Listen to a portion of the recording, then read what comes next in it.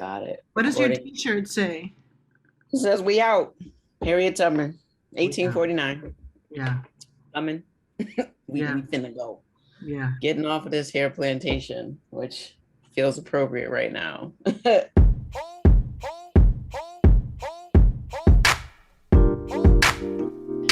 Tanisha Arena, and you're listening to Unapologetic.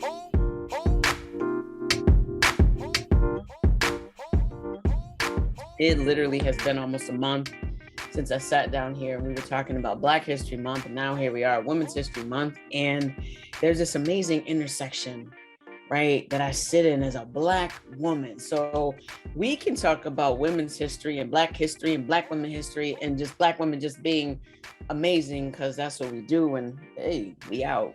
Harriet Tubman, right? And the myriad of Black women who have shown up in our history and continue to show up in the present day doing this work towards liberation in this country that it has some problems, right? But we can pause for a minute and actually like, hey, we're gonna have a Black woman sitting on the Supreme Court, right? And how exciting is that? Ketanji Brown Jackson, who has a certified record of how she would show up in the work that she would do as a Supreme Court justice. So I'm here for that. But again, it's Women's History Month, and these would be the things. Peep the misogynoir that's going to come out during the confirmation. And that's something that we need to certainly push back against because it's Women's History Month and I'm really going to do this thing. And I can sit in this space and say that, yep, the United States hates Black people and women, and don't be both. That part. And then there was the State of the Union last night, which I didn't watch, but you don't have to watch to know what's going on. And there are a few things. So when the candidates, the Democrats are running for office, they'll say Black things, Black people, Black this, right? Then you're elected and you can't say the word Black in any of the things that you're talking about and driving this country forward towards equity. I want to hear about Black people stuff.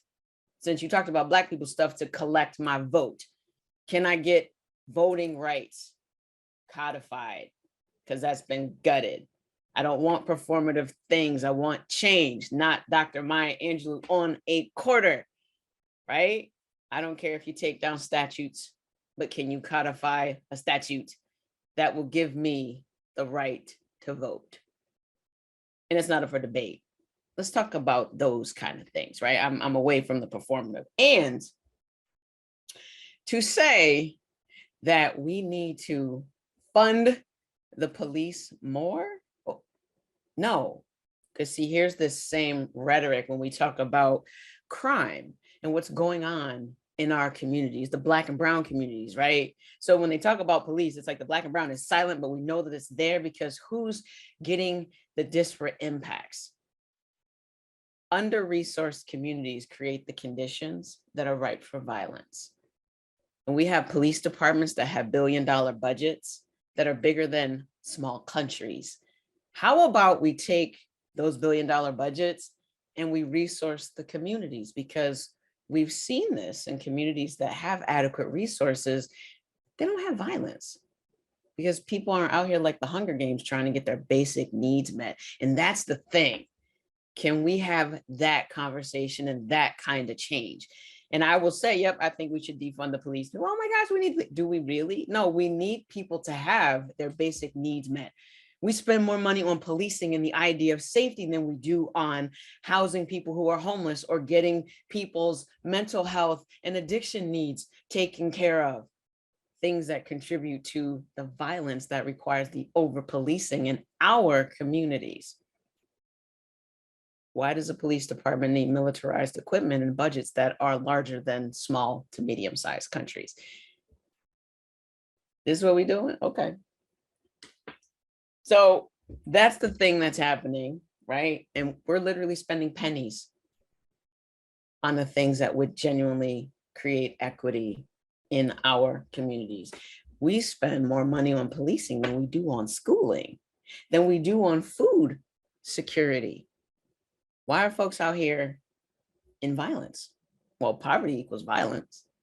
Sit with that for a minute. So what are we doing?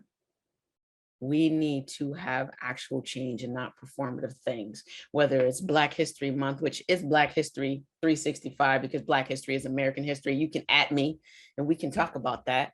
Women's history, yep, being part of a traditionally excluded group that has fabulous achievements and contributions to our society.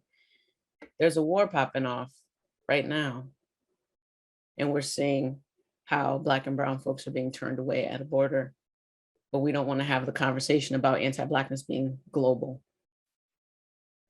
We have work to do, real work to do, and not performative smoke and mirrors. It sounds nice and pretty, hand clap, reach across the aisle. No. In 2022, in what is year 3 of a pandemic, like, because we're still in it. I don't care if you say take the mask off. You could take your mask off, but then what? I say take the mask off because we tell the truth here, but when it comes to COVID, don't fall for the okie doke.